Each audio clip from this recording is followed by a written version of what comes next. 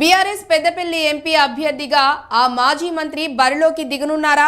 అందుకు బీఆర్ఎస్ అధిష్టానం కూడా అనుకూలంగా ఉందా? 6 సార్లు ఎమ్మెల్యేగా గెలిచి 7వసారి మాత్రం ఓటమి నుంచి తప్పించుకోలేకపోయిన ఆ మంత్రి బీఆర్ఎస్ ఎంపీ అభ్యర్థి అయితే కాంగ్రెస్ బీజేపీల నుంచి ఎవరెవరు బరిలో దిగొచ్చు? అసెంబ్లీ ఎన్నికలు అయిపోయి ఇక పార్లమెంట్ ఎన్నికలపై చర్చలు ఊపందుకుంటున్న వేళ అభ్యర్థుల లెక్కలతో పెద్దపల్లి పార్లమెంట్ ఎస్సీ సెగ్మెంట్ రాజకీయం ఇప్పుడు చర్చనీయాంశంగా మారింది.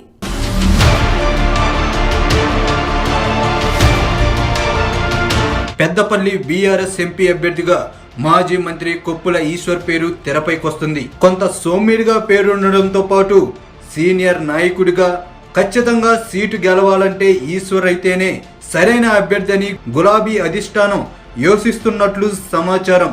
అసెంబ్లీ ఎన్నికల్లో ధర్మపూర్ నుంచి ఓటమి పాలైన ఈశ్వర్ను ఈసారి ఎంపీ స్థానం నుంచి పోటీ చేయాలని అధిష్టానం గట్టి పట్టుదలతో ఉందంటున్నారు. ఇప్పటికే పెద్దపల్లి సిట్టింగ్ ఎంపీగా వెంకటేష్ నేతగాని ఉన్నారు. ఎంపీ టికెట్ రేసులో చెన్నూరు అసెంబ్లీ బరిలో ఈసారి ఓటమి పాలైన బాల్కా సుమన్ పేరు కూడా వినిపిస్తుంది. బాల్కా సుమన్ 2014లో పెద్దపల్లి ఎంపీగా గెలిచారు. అయితే వీరిద్దరి కంటే కూడా బెస్ట్ చాయిస్ గా గులాబీ బాస్ మాత్రం మాల సామాజిక వర్గానికి చెందిన సీనియర్ నేత ఈశ్వర్ అయితేనే బెటర్ అన్న యోచనలో ఉన్నట్టు ప్రచారం జరుగుతుంది. ముఖ్యంగా పెద్దపల్లి పార్లమెంట్ సెగ్మెంట్ పరిధిలో పెద్ద ఎత్తున సింగరేణి కార్మికుల ఓట్లుండటం, ఆయా ప్రాంతాల్లో ఈశ్వర్కు పట్టుండటంతో పాటు ధర్మపూరిలో ఓటమి పాలైన కొప్పులను రాజకీయంగా ఉపయోగించుకోవాలంటే ఖచ్చితంగా పెద్దపల్లి పార్లమెంట్ బరిలో నిలపాల్సిందేనని బీఆర్ఎస్ పెద్దలు ఆలోచిస్తున్నారంట.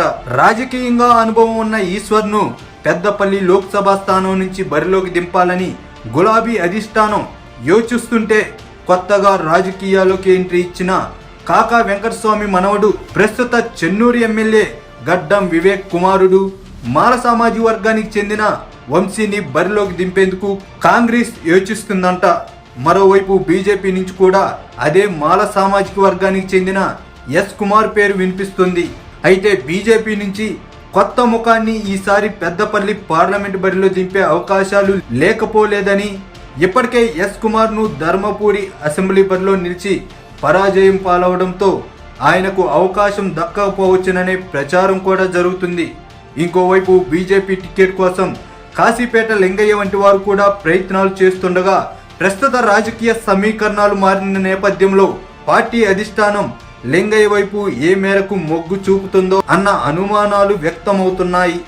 ఆ క్రమంలో మందకృష్ణ మాదిగను బీజేపీ పార్టీలో చేర్చుకుని ఆయన్ని బీజేపీ అధిష్టానం పోటీకి దింపే అవకాశాలు ఉన్నాయని ప్రచారం జరుగుతుంది.